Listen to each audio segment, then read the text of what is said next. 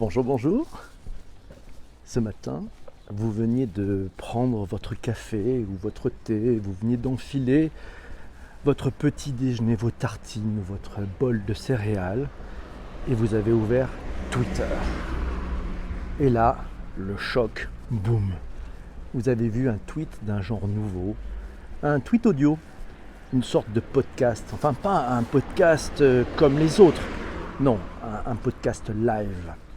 Un podcast dans lequel vous pouvez intervenir à tout moment avec votre clavier, un podcast dans lequel vous allez pouvoir amener votre point de vue, un podcast dans lequel vous allez pouvoir proposer le sujet du lendemain.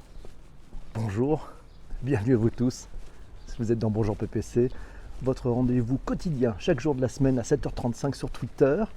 Le principe il est simple, vous nous proposez un sujet la veille, et puis tous ensemble on va le traiter le lendemain. Voilà, donc hier le sujet qui a été proposé et voté par la room, ce sont les Digital Twins. Vous savez, ces jumeaux numériques. Sujet qui nous a été proposé par Patrick et qui a été plébiscité hier matin aux alentours de 7h53. Les Digital Twins. Est-ce que vous savez de quoi il s'agit ? On va en parler très vite, mais avant, j'accueille tous ceux qui sont avec nous ce matin et qui ont déjà retweeté comme des fous. C'est formidable. Il y a Alice, il y a Massio, il y a Sylvie on live qui est là. Bonjour Sylvie. Il y a Ben qui est là. Il y a Jean-François. C'est formidable. Macha Picta est ici. Alice est dans la place. Céline est réveillée. Bonjour Céline. Linda est ici. Bonjour, bonjour. Bienvenue mes amis. C'est la folie. Vous êtes tous là et Michel est là. Michel est là. On peut changer les couleurs en passant en pourpre, en purple. Salut la room, bienvenue à vous tous. Il y a Chris aussi qui est là. Mes amis, c'est fantastique. Merci d'être présents comme chaque matin. Les Digital Twins, on en parle. Vous savez, c'est présent dans le Hype Cycle de Gartner. Le Hype Cycle, on en a parlé il y a quelque temps. Les jumeaux digitaux, les Digital Twins, sont définis de la manière suivante. Un jumeau numérique, c'est une réplique numérique d'un objet, d'un processus ou d'un système qui peut être utilisé à des fins diverses. On met des capteurs sur l'actif, l'objet réel, qui permettent de reproduire son évolution physique sur son jumeau virtuel. On va voir, ça concerne les objets, mais aussi vous et moi demain. Waouh! Les jumeaux numériques, ça permet de suivre l'évolution de ce qu'on appelle l'actif, c'est-à-dire l'objet à distance, de simuler ses réactions à son environnement pour planifier au mieux les opérations de maintenance, anticiper les pannes. Voilà, ça intègre bien sûr ces jumeaux numériques de l'intelligence artificielle, de l'apprentissage automatique et l'analyse des données pour créer des modèles de simulation numérique qui se mettent à jour et changent au fur et à mesure que les actifs changent, se déplacent. À titre d'exemple, ça peut être un moteur d'avion, ça peut être une usine, ça peut être un objet connecté. C'était la définition du Gartner. Il y a un article de la RTBF qui signale que les jumeaux numériques sont la copie digitale d'un processus. Cette copie à l'identique va détecter des problèmes sur un appareil sans même le toucher. C'est la version virtuelle programmée sur ordinateur de quelque chose qui existe dans le monde réel. Selon cette étude, toujours Gartner, cette technologie du Digital Twins figure parmi les 10 technologies qui vont bouleverser notre vie. Alors, à quoi servent les Digital Twins ? Les siamois digitaux des machines. Céline nous dit « ce sujet n'est pas si simple à comprendre ». Pas faux. Il s'agit en sorte de faire une copie virtuelle du monde physique afin d'identifier des problèmes, de comprendre le fonctionnement d'un ensemble complexe sans même se déplacer. On voit qu'il y a plein de sujets. Merci pour tous ces cœurs, on va pouvoir passer les couleurs. Merci Cazenave Justine 63 de ce partage sur Twitter. Et c'est Céline qui vient de tweeter aussi les jumeaux numériques, on en parle chez PPC. Merci beaucoup à vous tous. Si tu as du mal à la gorge, tu feras jouer ton jumeau demain. Oui, j'ai un peu mal à la gorge. C'est peut-être le fouet. Ça peut arriver. On est parti, on continue. Alors, Massio nous dit qu'il ne faut pas confondre cette technologie, les Digital Twins, avec l'Internet des objets.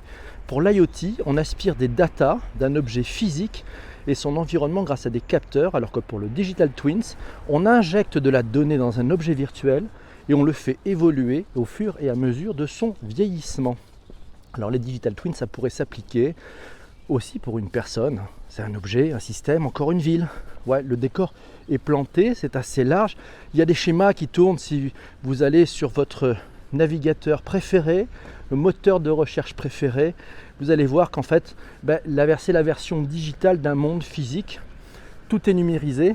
C'est un peu ce qu'on appelait dans les jeux, vous savez, ces fantômes. Je ne sais pas si vous connaissez dans certains jeux de course, par exemple, ou de sport, des jeux vidéo.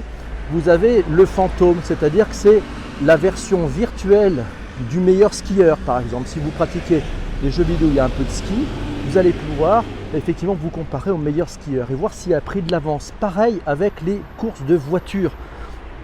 C'est très très proche en fait, cette histoire de Digital Twins. Alors, Humanao nous dit au départ, surtout pour la maintenance, c'est issu des premiers systèmes de conception assistée par ordinateur, CAO, DAO, et puis le développement technique a permis d'étendre le concept à tout ce qui est conçu numériquement.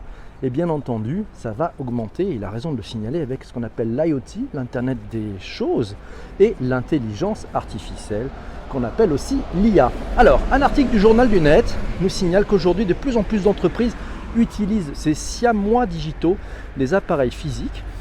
Ces siamois qui évoluent dans le temps grâce à des données collectées par des capteurs pour mesurer le niveau d'usure d'une pièce, d'une machine et éviter qu'elle ne tombe en panne.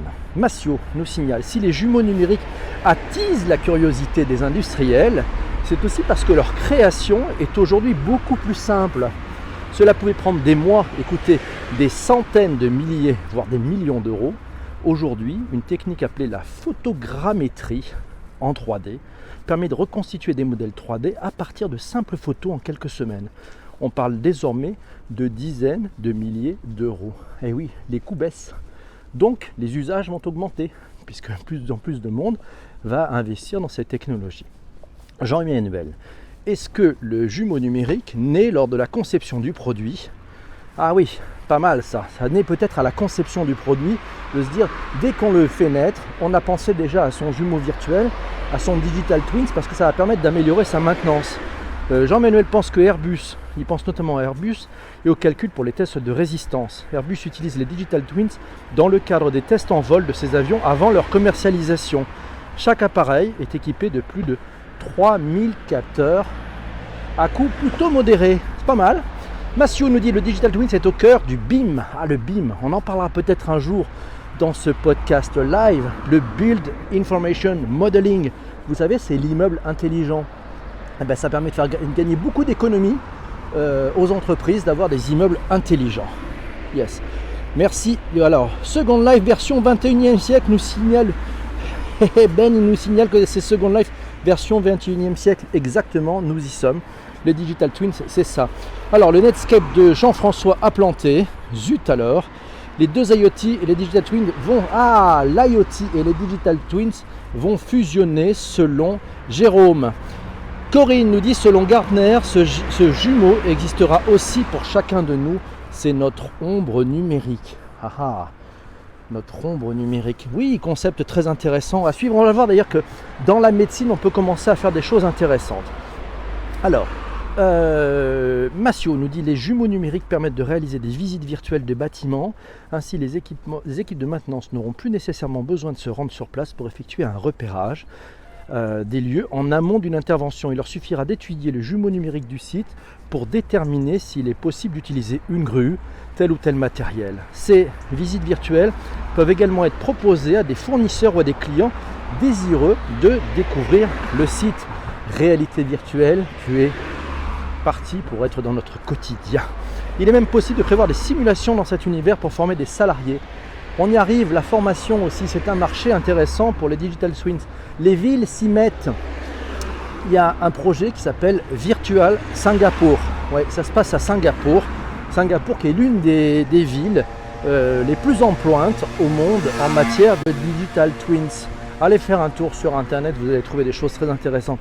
Human Now nous signale qu'un monde parallèle. Voilà, les Digital Twins, c'est un monde parallèle qui va avoir des vrais impacts de point de vue neuropsychologique et constitution du cerveau humain, sans qu'on sache encore dire quels sont les changements qui vont s'opérer chez nous. Forcément, le terme est nouveau, mais la technique est plutôt ancienne au final, nous signale Ben. Ouais, oui, c'est une technique qui ça a quand même beaucoup évolué, on le voit avec beaucoup plus de technologie, beaucoup d'intelligence artificielle, le fait d'avoir tous ces objets connectés, le fait aussi d'avoir du deep learning, le fait d'avoir accès à cette réalité virtuelle et le fait d'avoir des coûts qui diminuent.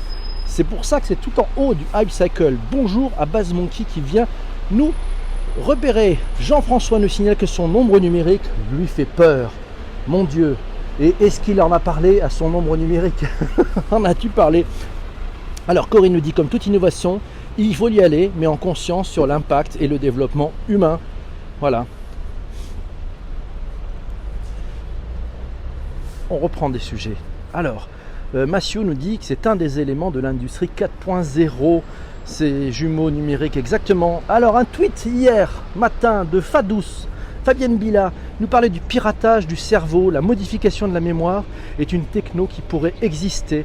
Il serait possible d'ici 2020 d'enregistrer les signaux cérébraux qui constituent les souvenirs, de les compléter, de les réécrire, de les réinstaller dans le cerveau. Ça vient d'un article de 01net, un article passionnant, je vous invite à le découvrir. Ça s'appelle « Et si l'on pouvait un jour pirater votre cerveau ?» Patrick nous signale simulation plus data, surtout la big data, plus représentation graphique, plus les capteurs de connexion au monde réel, c'est égal au Digital Twins. Le Chénard, Chénard nous dit depuis quelques années, le Digital Twins existe aussi dans les jeux vidéo, notamment dans les jeux de course. Oui, on en parlait tout à l'heure, il analyse notre façon de conduire pour créer un double numérique qui concourra face à nos amis dans leurs courses, même si nous sommes hors ligne. Ça y est, notre ombre numérique va rentrer dans les jeux vidéo. On est parti. Massio nous signale que la NASA, pour des missions, utilise des Digital Twins, aussi lors des crashs d'avions pour la reconstitution en temps réel de l'avant, du pendant et, si possible, de l'après l'accident. Massio toujours, les Digital Twins 2.0, c'est réalité augmentée, réalité virtuelle, plus IA, forcément. Un exemple simple de Digital Twins. Est-ce que vous connaissez la raquette Play de Babola? Vous savez, Babola, c'est ceux qui font des raquettes de tennis. La raquette connectée Babola peut analyser via son jumeau numérique les performances et la qualité de jeu de son propriétaire. Une bonne façon pour le propriétaire d'améliorer sa performance au tennis. Voilà. Analyser le jumeau numérique pour comprendre, prédire et optimiser les performances d'éléments physiques, comme par exemple un moteur d'avion. Oui, je vous signale un article de l'Obs qui est daté de septembre 2018, qui évoque l'arrivée des jumeaux numériques dans la médecine, dans le domaine de la santé. C'est certes encore un terrain en friche, mais une multitude de startups et de labos sont impatients de commencer à investir sur ce sujet. On y arrive, le jumeau numérique, ça va être nous bientôt. Corinne nous dit, selon Gartner, ce jumeau existera aussi pour chacun d'entre nous. Il commence d'ailleurs à se mettre en place, composer des traces que chaque individu laisse sur Internet. C'est ce qu'on appelle notre ombre numérique. On arrive à notre ombre numérique. Le jumeau permet de reconstituer notre profil en collectant ces traces, ce qui nous appelle, et on le dit souvent, à une grande prudence lorsque nous nous exprimons sur les réseaux sociaux. Mais c'est peut-être un autre débat. Patrick nous signale, ah oui, mais tiens, une belle image, le film Avatar. Avec le film Avatar, vous avez une représentation de ce que sont des jumeaux numériques. Alors, nous prenons un tout petit peu les commentaires aussi, qui sont là. Facebook est-il notre Digital Twins, nous pose Ben. Fanou nous dit bonjour, le biohacking selon Massio. Notre cerveau fait déjà un tout petit peu ça, nous signale très gentiment Céline. Pour l'instant, d'après Ben, c'est de la science-fiction pour le moment. Olivier nous signale que notre double numérique peut-il vivre sans nous et survivre avec de l'IA? Waouh, on nage en pleine science-fiction, mais pourquoi pas? Alors, Gibra nous dit bonjour, le problème c'est que le fait de s'introduire dans le cerveau humain, on n'en connaît pas les séquelles à la longue. Ben, on ne peut rien faire de ces signaux aujourd'hui et ne sont pas constitutifs des souvenirs. Corinne nous signale que nous sommes, ça y est, elle pense que nous sommes entrés dans la science-fiction. Eh oui, pas faux. Alors on a aussi des jumeaux numériques pour l'entraînement au tir, nous signale Ben. Olivier nous signale que la techno des jumeaux numériques permet d'échanger avec une personne disparue via SMS. Ça y est, on est passé dans l'au-delà. La conclusion revient à Céline. La vérité est ailleurs. Dana Scully est dans la place. Bonjour à vous tous. N'essayez plus de régler votre téléviseur. N'essayez même pas de régler votre compte Twitter. Ça y est, vous êtes dans le podcast live, comme chaque matin à 7h35. On vient de parler aujourd'hui d'un sujet magnifique. C'est les Digital Twins, ces jumeaux numériques. Ben nous dit que la question des avatars après la mort s'est déjà posée. Céline nous dit que nous contrôlons les verticales et horizontales. Merci à vous tous pour ce partage. Merci à vous tous pour cet aspect très collaboratif. Il va nous rester 2 choses à faire. Il est 7h50. Il va falloir qu'on trouve le sujet de demain. Alors vous allez pouvoir proposer le sujet de demain. N'hésitez pas, allez-y. Et puis c'est vous qui allez voter pour le sujet que nous traiterons demain. Merci à vous tous pour votre contribution. Je vous rappelle que toute la journée, vous pouvez m'envoyer par message privé des éléments sur le sujet du lendemain. C'est assez simple finalement, c'est-à-dire que c'est aussi un travail extrêmement collaboratif. Alors je tenais d'ailleurs à remercier, bonjour Chantal, alors ils mettent déjà tous des chiffres 5, ils sont tous le rôti, merci, c'est 5. Alors pourra-t-on un jour cloner les organes humains? Alors, je vais remercier pour les participants d'aujourd'hui, ceux qui nous ont aidés. On a Human Nao qui était là, il y a Corinne, il y a Chénard, il y a Aurélia, il y a Christophe, il y a Stéphane, il y a Alice, Laura, Benoît, Vanessa, Sylvie, Céline, Christian, Isabelle, Ben, Jean-Emmanuel, Jean-Pierre, Lionel, Arnaud, Pierre, Cécile, Marilyn, Mamounette, Eva, Massio, Jean-François, Damien, mille merci, sauf le bruit de la route. Et oui, je sais, mais là, je ne peux pas faire autrement, chère Corinne. J'ai établi les micros, on est en live, en vrai, dans la rue, et il y a des voitures. Figurez-vous qu'il y a un truc curieux dans les villes. On a beau avoir des smart cities, il y a encore des voitures. Ça changera peut-être un peu le podcast et son avenir. Alors, c'est les sujets, on y va. Vous votez pour quoi? Ça fait du peuple. Ça fait pas mal de peuple, mais c'est bien parce qu'on est tous ensemble, on est tous dans la construction. Et je voulais remercier aussi Olivier. Alors, c'est parti pour les sujets. On y va pour demain. Alors, qu'est-ce qu'on a comme sujet? Impressionnant. Merci. Ben oui, c'est impressionnant, cette belle énergie.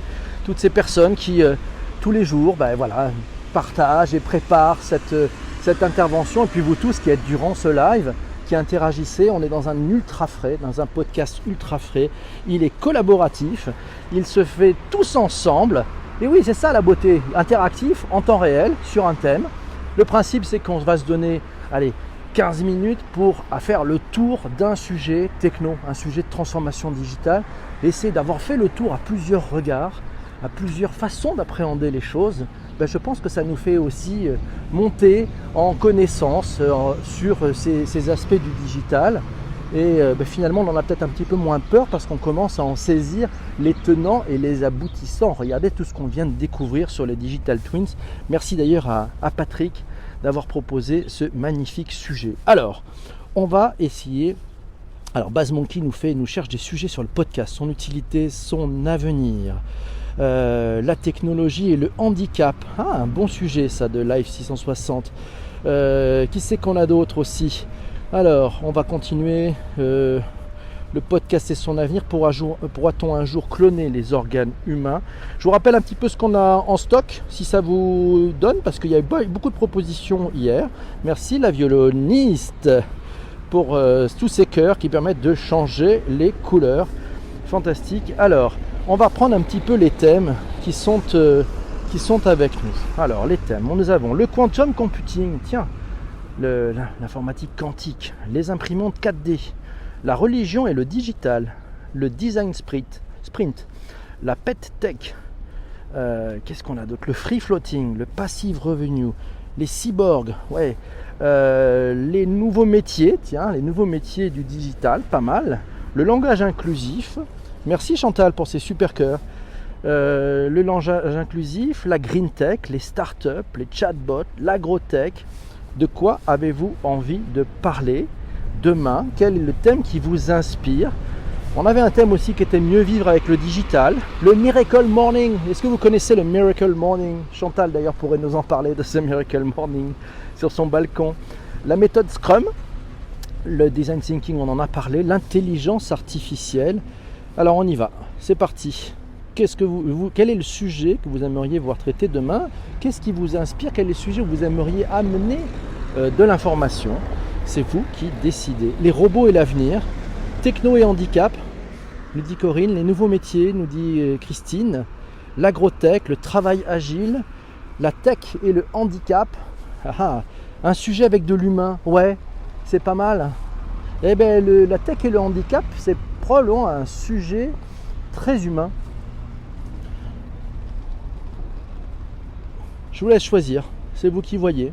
Si vous n'arrivez pas à trancher, je serai obligé de le choisir moi-même, mais bon, c'est moins drôle. Les nouveaux métiers, Cédric, ouais. Le podcast et son utilité. Un sujet avec de l'humain, c'est pas mal ça, un sujet avec de l'humain. Qu'est-ce qu'on pourrait avoir comme sujet? Mieux vivre avec le digital? Qu'est-ce que vous en pensez? Les nouveaux métiers, c'est bien, nous dit Cédric. La tech dans la conquête spatiale. Tech and disability. Tech et handicap, tech et handicap, tech et handicap. On est parti, c'est le tech et handicap, vous l'avez voté. Alors qui c'est qui a proposé le tech et le handicap? Je ne me souviens plus trop.